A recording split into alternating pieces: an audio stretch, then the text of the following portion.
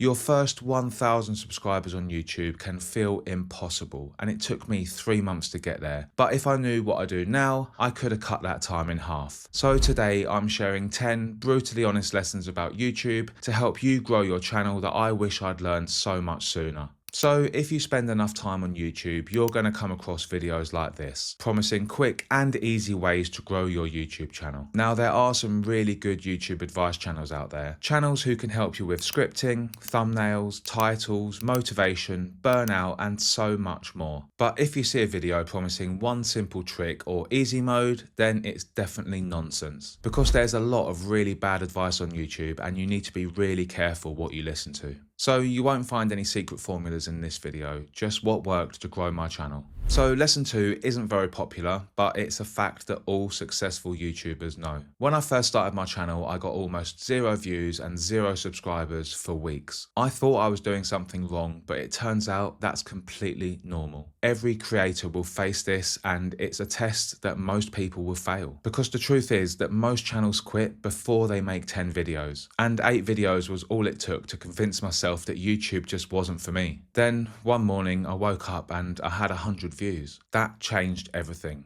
I realized that I wasn't failing, I was just early. See, we've been conditioned to expect things quickly and easily, but the truth is that YouTube takes time. You can't speed up the process and there is no easy mode. But if you keep going, keep improving and don't quit, it's not a matter of if your channel grows, but when. So even when it feels like nobody's watching, remember this. Success is just around the corner. You just need to stick around long enough to find it. Lesson 3 is actually really simple and it prevents the reason that most channels fail. Here's why. YouTube is a lot of hard work and like all hard things, it should have a time and a place. You finish work, go home and eventually you switch off for the day, but for some reason people don't apply the same boundaries to YouTube. Instead, with the app in your pocket, it follows you everywhere. It starts to creep into every aspect of your life and before you know it, you've spent another 20 hours on YouTube without actually making anything. So what's the answer? Well, it's simple. You just spend less time on YouTube. In order to make YouTube sustainable and to avoid burnout, you need to schedule time for YouTube and not let it take over every aspect of your life. YouTube needs to be part of your life, not the whole thing, and nothing's going to happen if you don't check it for an hour. Now, lesson 4 is really tough to admit because it's something that I've been guilty of in the past and most creators just won't talk about it. Scroll through YouTube and you'll start to see the same titles, the same thumbnails, and the same content over and over again. There's a reason for that.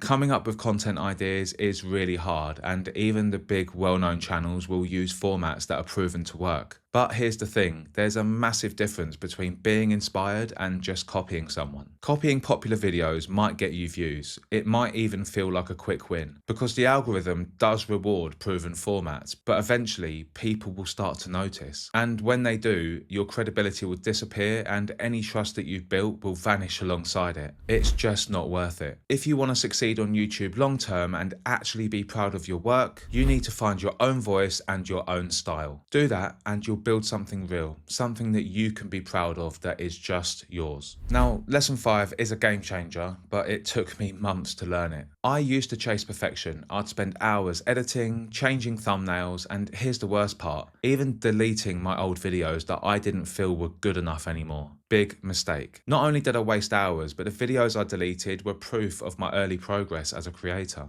I threw them away, chasing perfection that just doesn't exist. YouTube isn't about being perfect, it's about providing value to your viewer through education, inspiration, or entertainment. So stop trying to be perfect and start trying to be useful. Focus on what actually matters. Lesson 6. Now you might have heard this too. When I first started my channel, I was told that I had to upload 3 times a week in order to grow. So I did. I'd write, film, edit and upload all in a single day. I'd stay up late chasing some deadline that didn't really exist, only to hit upload, watch it back and think, well, this isn't very good, is it? And it wasn't just the quality that suffered. I was burnt out, stressed and stuck in a cycle that just didn't make sense. Eventually, I learned to slow down, but it came way too late. So now I give myself time to plan, edit and actually have a life. Since doing that, not only has my content improved, but I'm less stressed and now I get thousands of views on each video. Because here's the truth, YouTube doesn't care how often you upload, but your viewer cares when your video is rushed and they just won't watch it. So stop chasing quantity and start focusing on quality. Because slowing down isn't falling behind, it's actually how you get ahead. So lesson 7 is really hard to share, but it has genuinely changed my life. As a kid, I was bullied for my weight and how I looked. Without realizing it, I carried that around for years. I thought I moved on until I started a YouTube channel. Suddenly, all of those insecurities came flooding back. I hated how I looked on camera and I really struggled to hit record. It turns out that I still had major self-confidence issues and starting a YouTube channel really made me face them. But here's what surprised me.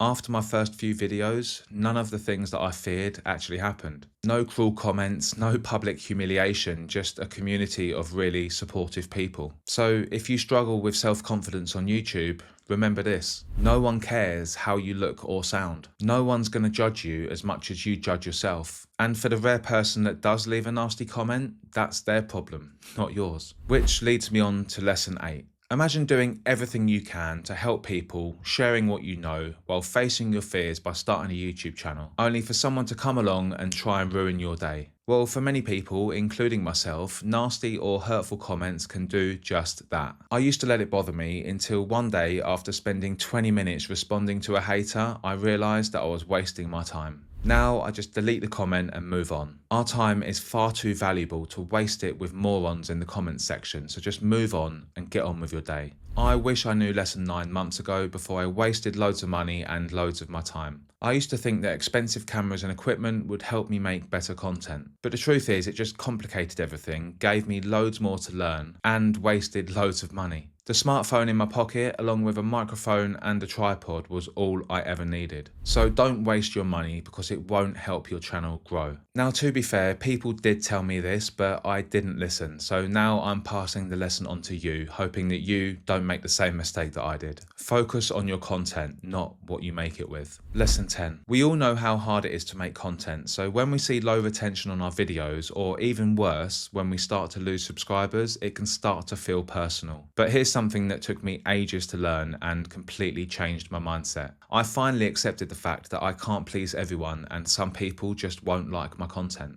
When I did that, I felt an enormous weight lifting off my shoulders. Now, when I lose subscribers, I'm actually glad because I'd rather have an audience of people who are going to like my content and support my channel. So focus on the people that matter and forget the rest, because there are millions of people on YouTube and pleasing everyone is impossible. And a bonus tip here, I wasted hours of my life comparing myself to bigger channels, and if I could go back, I'd understand that there was absolutely nothing I could do to match their output. You simply can't match the months or years of experience that bigger channels have, and trying to will only waste your time and leave you frustrated. And comparing yourself to them will just make you feel like crap. So instead, focus on your own content and try to be just 1% better each time you upload. So YouTube is hard, but in this next video, I share 5 things that make growing a channel 10 times easier. And if you've got any lessons of your own that I've missed, please share them in the comments down below. And as always, thank you for watching, and I'll see you on the next one.